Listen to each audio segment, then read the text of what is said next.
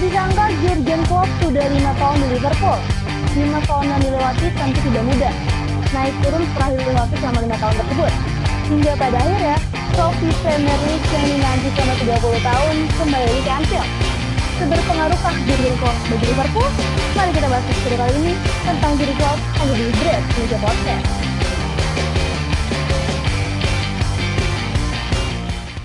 Assalamualaikum warahmatullahi wabarakatuh. Hai guys, apa kabar? Semoga baik-baik aja ya. Hai semua, halo semua, halo. Gue gak sendirian, gue bareng sama admin Dread Indonesia. Yang mungkin lo semua udah dengar suaranya nih. Ada Fatah. Halo Tah, apa kabar? Baik. Ada Torik. Halo. Dan ada Fabian. Halo Pi. What's up? Lo semua sehat-sehat aja ya kalian di sana, di rumah lo semua tuh. Alhamdulillah. Oke, alhamdulillah. Oke, topik pembahasan kali ini menarik bagi gue karena kita akan bahas tentang Jurgen Klopp yang ternyata kemarin tanggal 8 Oktober baru saja berulang tahun di Liverpool. Ya, berulang tahun di Liverpool. Tolong garis bawahi. Yap, Klopp sudah ada di Liverpool selama 5 tahun dari tahun 2015. Jadi, udah lama juga sih. Jujur, bagi gue gak kerasa. Tahu-tahu udah 5 tahun aja. Dari bertopi kuning, sampai akhirnya bertopi merah. Tapi tetap gaya berpakaiannya tidak pernah berubah. Kalau kita throwback, Klopp itu perlahan tapi pasti membangkitkan Liverpool ke masa kejayaan. Menurut gue, beliau itu bukan hanya menata tim, tapi membangun era baru. Dengan gaya heavy metalnya, Liverpool bisa tampil agresif. Menurut catatan ya, gue baca-baca, dalam 173 pertandingan, Liverpool mampu mencetak sekitar 2,15 gol per laga. Sedangkan ketika Rodgers itu cuma 1,9 gol rasionya. Heavy metal itu memang taktiknya Klopp ketika di Mainz sama Dortmund atau baru dikembangin, diterapin di Liverpool sih, Tah? Iya, emang itu udah ciri khas Jurgen Klopp. Semua orang yang tahu Jurgen Klopp dari awal karirnya, bahkan waktu dia masih jadi pemain bola gitu.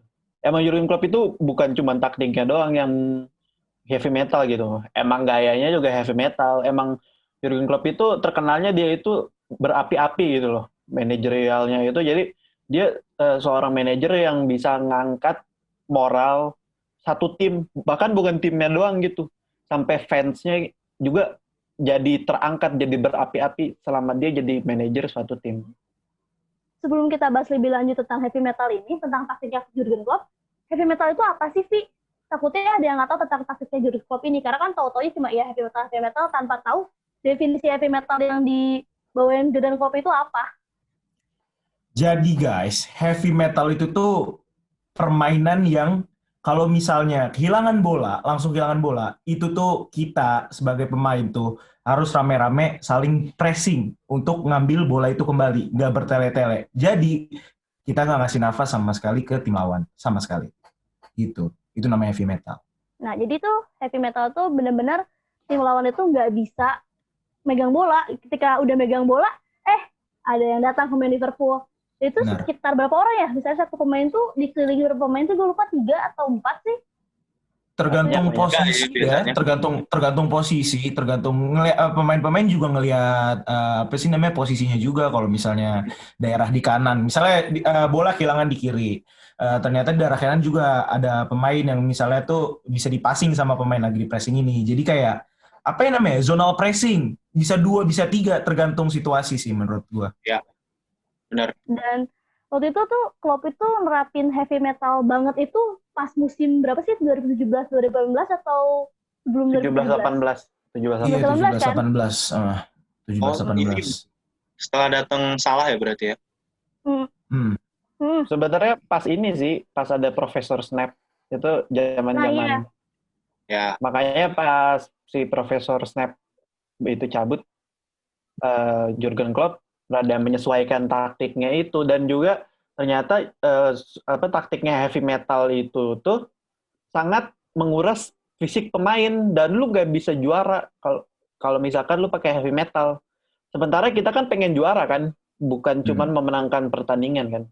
Dan ternyata iya pas di 17-18, 16-17 pokoknya datang Klopp itu kan kita bisa ngelihat tuh heavy metal football itu sangat berpengaruh, tapi berpengaruhnya itu bukan buat juara, buat memenangkan pertandingan. Kayak misalkan waktu pas awal-awal kan waktu kita imbang 5-5 lawan Norwich itu kan heavy, iya itu pokoknya awal-awal itu kelihatan Klopp itu pengen menerapkan heavy metal, tapi ternyata kalau lu pengen menerapkan heavy metal, tim lu itu nggak bisa jadi tim yang juara karena ya gitu, fisik manusia bagaimanapun bakalan capek main heavy metal itu.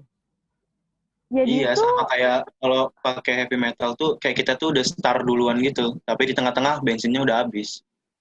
Benar. Makanya mulai musim 18, 19, 19, 20 tuh dari mulai kayak berubah jadi kayak lebih ke possession base gitu loh. Jadi kayak lebih mainin bola, oper sana kiri, oper sana sini gitu loh. Tapi tetap ngepres, tapi lebih di conserve energinya dulu buat momen-momen penting kayak misalnya finishing atau misalnya ngejar ketinggalan gitu. nah, Atau enggak buat jadi ini kan kali ya, buat mengejutkan Ya, lawan kan juga waktu pas lawan Barcelona 4-0 kan. Hmm, Itu juga kan benar. ada mengejutkan, tiba-tiba Liverpool pakai heavy metalnya dikembalikan lagi, padahal sebelumnya kita tahu di awal-awal sehabis zaman Profesor Snap itu Liverpool kehilangan heavy metalnya itu. Jadi Soalnya kayaknya lebih ke itu sih, lebih ke dipakai buat momen terpenting aja ya heavy metal. nothing tulus itu situasi nothing tulus. Soalnya kan kalau kalah juga ya agregatnya udah 3-0, makanya kayak udah pakai heavy metal aja siapa tuh berhasil dan berhasil kan kita comeback 4-3 gitu. nah, tadi kan udah bilang udah notice Snap, Profesor Snap, ya Buffak, terus heavy metal. Gue mau nanya, kan setelah 18, 19, 19, 20 tadi Vian bilang heavy metal tuh udah nggak pernah digunain lagi. Apakah itu semenjak kepergian Buffak itu berpengaruh tentang heavy metal itu atau gimana? Kan ada di artikel apa di mana gitu gue pernah baca, ternyata otak heavy metal itu ada di Buffak. Terus setelah diganti sama Pep Linders, gaya mainnya Liverpool tuh mencocokkan apa lebih lebih seimbang gitu, dimana nggak terlalu maju-maju banget tapi nggak terlalu mundur-mundur banget. Bisa dilihat kan defensive line-nya Liverpool kan tinggi banget ya, terus back-backnya Liverpool juga ikut bantu nyerang mulai dari Arnold sampai Robertson. Jadi selepas tinggalnya Buffak itu di musim 2018-2019 itu kan semua orang pada kaget kayak, kok Liverpool mainnya gini sih, kok menangnya cuma segini, sedangkan di musim sebelumnya sampai Trio Firmansyah aja bisa nyetak 90 gol ya kalau nggak salah. Nyampe segitu. Iya, makanya sebenarnya peninggalan ditinggal Buffak itu berpengaruh benar. Gue malah bersyukur sih ditinggalin Buffak. Ya senang sih ngeliat Liverpool mainnya bagus, mainnya nyetak golnya banyak, tapi kalau nggak juara mau buat apa? Ini main biasa-biasa tapi dapat juara di akhir musim. Ya, jadi ketika ditinggal Buffak, apakah Klopp itu mengalami struggling dalam hidupnya, Rick? Apakah dia kayak, ini ketika ditinggal Buffak nih, gue harus kayak gimana nih? Gue apakah harus apa-apa gitu, punya taktik baru atau gimana gitu, Rick? Iyalah pastilah. Maksudnya nyesuaiin juga sama Klopp itu kan paling jago milih pemain yang dia butuhin. Jadi ya udah walaupun ditinggal Buffak juga nggak ini banget lah untuk Klopp mah. Ya pasti dia bisa apa sih itu? Hold tim gitulah. Iya bisa. Jadi kehilangan Buffak itu tidak terlalu berpengaruh dalam Liverpool. Kalau gitu untuk ya? Klopp enggak ya kalau gue bilang mah. Klopp kan udah terbukti juga pelatih hebat, pinter dia. Buktinya ditinggal Buffak kita langsung treble kan. Nah, itu dia. Buffak diganti sama Pep. Menurut lo semua nih, atau dari Fata nih, Pep itu bedanya sama Buffak apaan sih yang bisa akhirnya Klopp itu sama Pep itu jadi bisa juara Premier League, juara Champions League gitu?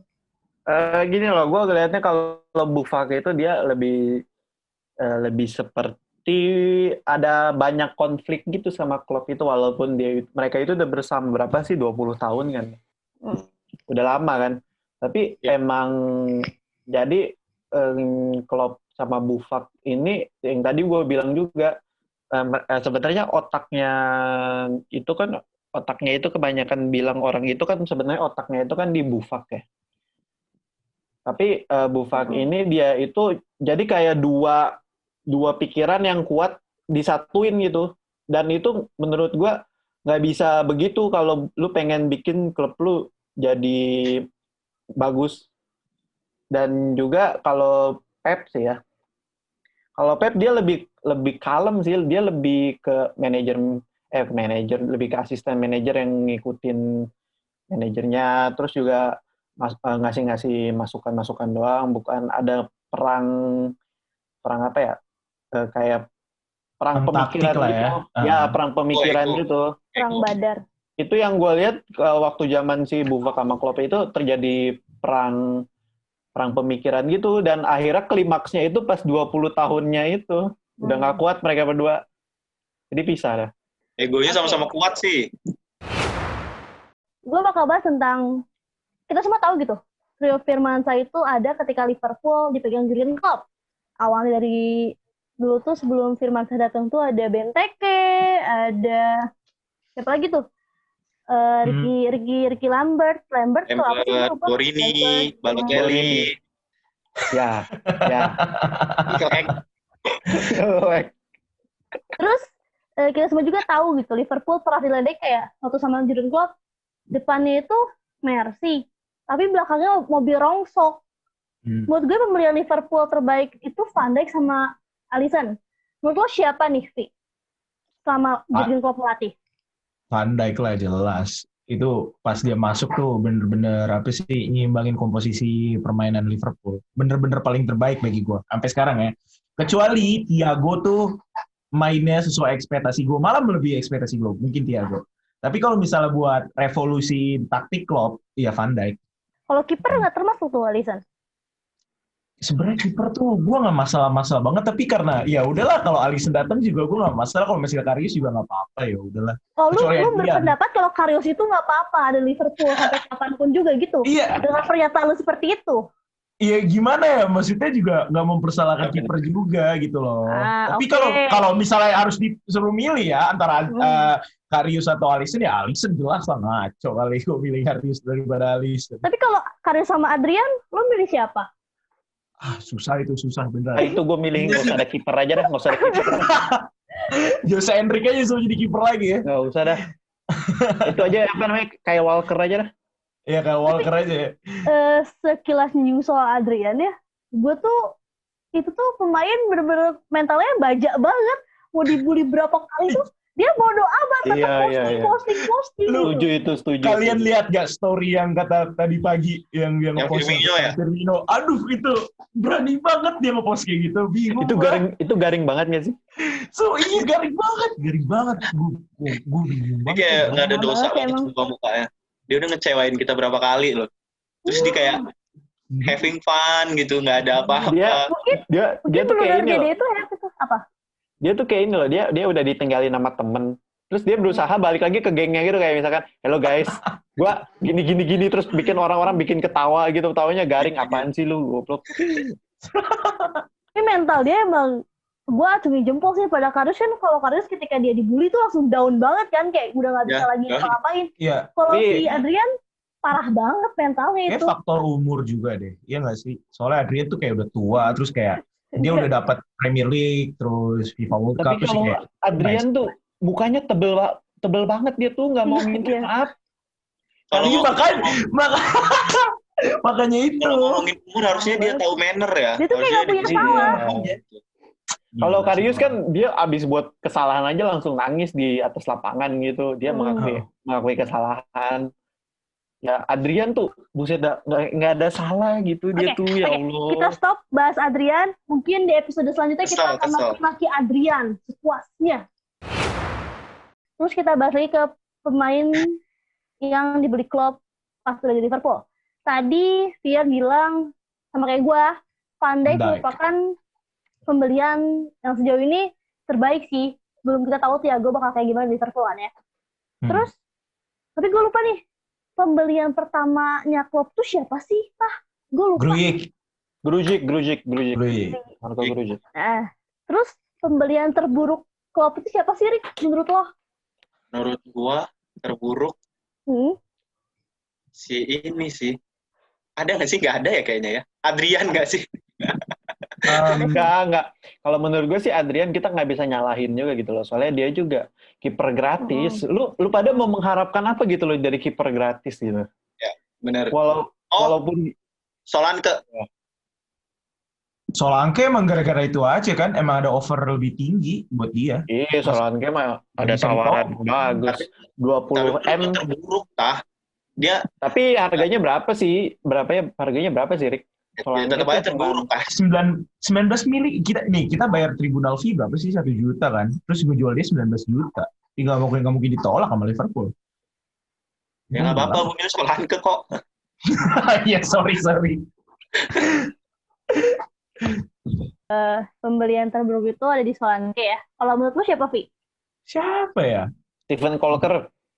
Colker kan loan ya. Gue mau ngomong Klavan, tapi Klavan juga lumayan. Wih, Klavan Lumayan, jago iya kan? itu. Jago. Apalagi siapa? Maninger, tau gak? Maninger gratis dia mah. Maninger gratis. Dia mah buat mentor. Dimainin juga kagak kayaknya. Main sekali dibantai lagi 4-0. Pre-season ya? Gak masalah. Ya gak sih? Ada ya? Susah kan? Susah sih Susah, jawabnya. Solanke juga emang yang paling buruk. Coba kita tanya Emang. Edris deh. Oke. Ntar ya, kalian komen. Pembelian terburuk Jurgen Klopp itu siapa? Pemain seperti apa sih sebenarnya yang disukai sama Jurgen Klopp? Jurgen Klopp tuh suka pemain yang kalau lu di kelas gitu ya. Kalau lu di kelasnya tuh kelas unggulan gitu, yang orangnya kalem-kalem gitu. Yang kagak suka bikin onar. Yang juga attitude-nya baik. Pokoknya Klopp itu pertama itu lihat pemain itu dari sisi, kalau menurut gue ya, dia itu melihat pertama kali dari sisi attitude nomor 1 menurut Klopp itu. Lihat aja korbannya Klopp, model Mamadou Sakho gitu kan, Mario Balotelli juga termasuk korbannya si Klopp kan. Datang dia langsung dibuang si Balotelli kan. Iya, jadi pertama itu kalau gue lihat itu Klopp itu nomor 1 attitude. Terus juga iya sih itu attitude, dan juga menurut gue juga benar juga sih, karena lu itu nggak bisa ngebangun attitude orang gitu. Yang bisa lu bangun itu skill. Kalau attitude itu emang udah bawahan dari lahir. Jadi emang ya attitude nomor 1 kalau bagi Klopp. Terus juga dia suka pemain yang stamina-nya baja gitu, mentalnya baja kayak Adrian gitu kan. Adrian lagi. Bingung Adrian lagi. Makanya Karius aja langsung dibuang kan. Mentalnya Iya kurang. bener, mentalnya kurang. Bener juga itu masuk akal. Makanya hiduplah seperti Adrian. Tidak pernah takut dibully. Astaga. Oke. Terus, makanya kalau misalnya kita lihat ya, Klopp itu adalah salah satu pelatih yang sangat menyayangi pemain-pemainnya. Lu lihat aja gitu, dipeluk. Malah gue nyangkanya mereka pernah dicium sama Klopp. Gue yakin. Cium kening, maksudnya ya, cium kening. Pasti itu mah. Apalagi kalau misalnya Klopp udah nyium, siapa yang pendek sama Shaqiri gitu. Gue lihat Klopp tinggi banget, terus Shaqiri kayak gitu. Cium Shaqiri gitu. Kenapa gue peragain sih, anjir?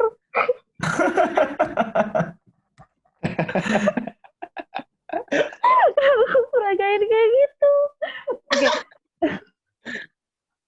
Oke, pokoknya Klopp itu adalah tipe pelatih yang benar-benar menyayangi pemain. Karena mungkin bagi dia itu, ya kalau misalnya lo tidak dekat dengan pemain lo tidak akan respect terhadap lo. Betul. Terbukti. Benar. Banyak banget pelatih yang kayak gitu. Udah amat, contohnya Mourinho. Kasus mulu di setiap klub yang dia tangani gitu. So, Klopp kan terbukti gitu lama. Di Mainz dia berapa lama sih? Ada yang tahu nggak? 5 tahun atau berapa tahun? Dia mulai awal karir kepelatihan di Mainz ya. Iya, Mainz B. Dia di Mainz B. Ke Dortmund itu 5 tahun kan, Dortmund. Lama dia juga. Kalau di Dortmund itu emang lo nggak bisa lah menyaingi Bayern tuh susah banget. Jadi mungkin Klopp kayak, gue males ngalahin Bayern nggak kalah-kalah, udah gue pindah ke Liverpool. Nah, Tapi dia ngalahin juga. Itu sebuah prestasi besar menurut gue sih. Terus ya, juga waktu itu ya, iya udah gitu waktu itu Bayern lagi zaman-zaman Jupp Heynckes gitu kan. Jupp Heynckes itu buset itu pelatih terbaik itu menurut gue sih, Jupp Heynckes itu. Jadi kalian tahu gak sih kenapa awal mulanya Jurgen Klopp bisa datang ke Liverpool, ke Inggris gitu? Kan waktu itu dia keluar ya dari ngundurin diri dari Dortmund kan. Abis itu gue denger tuh dia emang sempat ditawarin nama MU, tapi itu nolak kan. Tapi katanya waktu Liverpool datang buat nelpon dia ngerasa itu tuh pas banget sama hati dia. Terus dia juga nanya ke istrinya kan, si Ula kalau nggak salah namanya Ula. Iya, Dia nanya ke Ula kalau Liverpool tuh datang nawarin kerja. Terus kata Ula, ya udah ambil aja gitu kan. Soalnya Ula tuh ngerasa kayak Liverpool sama Klopp tuh cocok gitu loh. Emang Klopp tuh Klopp banget sama Liverpool. Dan akhirnya ya udah terima, dan akhirnya sisanya sejarah kan. Kita dapat piala gitu. Kebayang gak sih kalau misalnya Klopp pindah ke MU? Nggak kebayang sih gue. Aduh, gak cocok loh mah. Tapi filosofinya gak cocok. Itu. Iya, gak cocok banget. Paling yang seneng Sir Alex. Kebayang kan kalau misalnya Klopp datang ke MU beli pemain gak boleh-boleh, pemain yang aneh datang.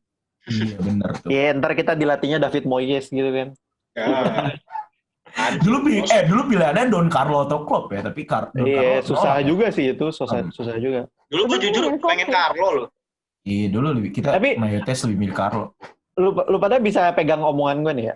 Di Liverpool tahun ini itu Everton ini bakal jadi pesaing sih buat jadi Premier League. Soalnya gini loh, waktu itu juga kan waktu pas kita nyari pelatih kan saingannya itu kan Jurgen Klopp sama si Don Carlo kan.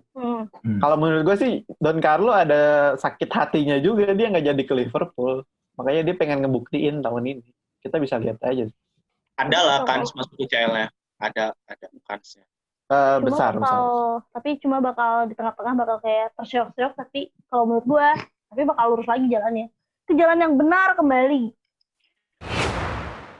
Trofi pertama Klopp di Liverpool itu Premier League Asia bukan sih? Iya. Bisa dibilang seperti itu. Itu resmi nggak sih? Premier League resmi dari Premier League. Resmi itu. Kayak Premier League. Invitational Challenge gitu loh, kayak kayak ini loh. Kayak Spurs menang Audi Cup kan sampai sekarang masih banggain kan. Emang aneh tau itu sumpah. Audi Cup pre-season doang padahal. Kita aja nggak bisa menang loh Audi Cup tuh. Jangan gitu. Premier League itu Premier League Asia itu dibully habis-habisan kan. Saya Liverpool kayak apaan sih lo berharap sesuatu sama pelatih yang gitu-gitu cuma ngasih lo Premier League Asia. Ternyata pas tahun 18-19 tuh terbukti langsung Champions League itu. Sebelumnya 18-19. Iya, 18-19. Ya. Iya benar. Kan gue 1819.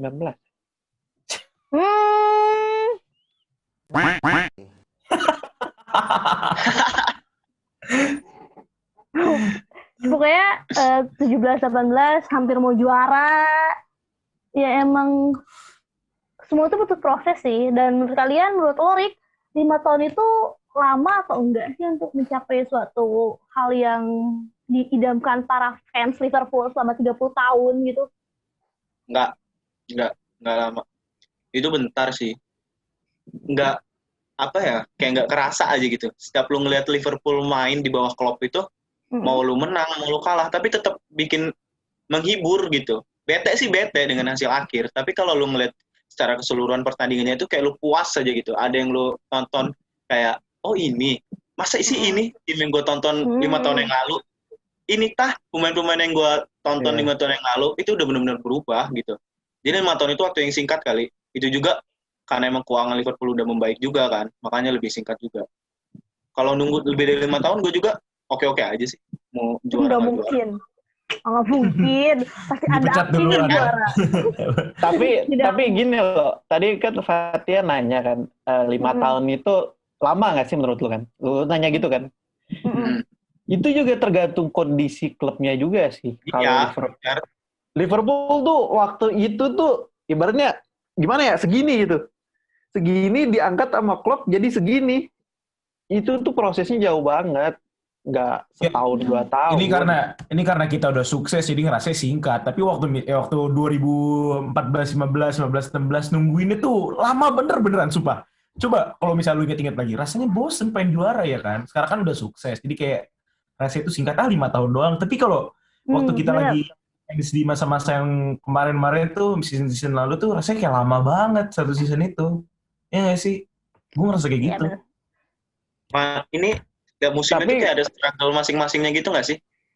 Tapi gue lebih ini sih, kayak pressure sebagai kita juara bertahan itu menurut gue lebih gede sih sekarang ini. Ketimbang waktu kita waktu masih proses. Mm-mm. Ya lah. Jadi Jelas. gue itu merasa sekarang itu kita sebagai fans juga ya, kayak bebannya lebih besar gitu. Jadi waktu pas kita masih ibaratnya masih tim kecil gitu, kita nggak mengharapkan apa-apa cuy. Kita cuma mengharapkan apa gitu. Ya nggak ada harapan dah dulu mah. Sampai dibully tiap hari udah bodo amat, udah nggak ngaruh. Gua Iya kayak gila Adrian udah tuh kebal anjir. kebal mukanya. Udah kayak Iya, gak juara bodo amat. ngarepinnya nggak kalah aja udah gitu, nggak kalah aja udah syukur banget. Iya menang sama West Ham aja dulu tuh gue udah seneng banget itu. West Ham tuh. Dulu kan West Ham jago banget anjing. Mm-mm. Kalau West Ham. Buset. Ayet ya. Iya, Payet. Serem tuh.